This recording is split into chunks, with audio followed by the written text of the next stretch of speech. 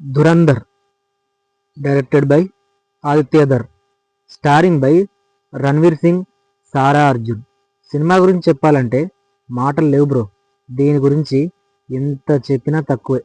దేశం కోసం ప్రాణాలు ఇచ్చే సైనికుడు ఎంత గొప్పనో ఈ రా ఏజెంట్ అనేది కూడా అంతకంటే గొప్ప.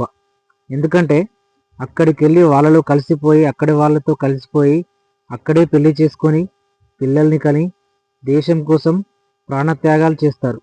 అలాంటి వాళ్ళు ఎందరో ఉన్నారు. వాళ్ళ జీవితాలను దేశం కోసం త్యాగం చేసినవారు. ధురంధర్ ఖచ్చితంగా చూడాల్సిన సినిమా.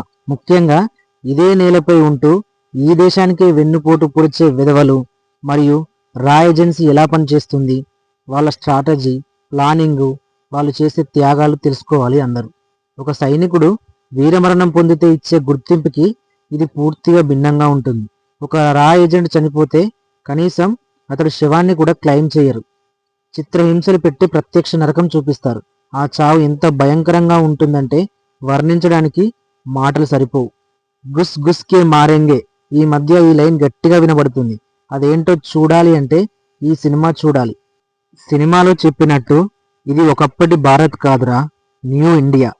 మొస్సాద్ ఏజెన్సీకి ఏమాత్రం తీసిపోని విధంగా మన రా ఈరోజు పనిచేస్తుంది. సినిమా కథనంలో కొంత మార్పు ఉందేమో కానీ వాస్తవానికి చాలా చాలా దగ్గరగా తీశారు. మొత్తానికి కళాకాంతి కోల్పోయిన బాలీవుడ్ని మామూలుగా నిలబెట్టలేదు ఆదిత్య గారు. చివరిగా రవీంద్ర కౌశిక్, అజిత్ డోబాల్, సెహ్మద్ ఖాన్ లాంటి రా ఏజెన్సీ వాళ్ళ గురించి కనీసమైనా మనం తెలుసుకోవాలి.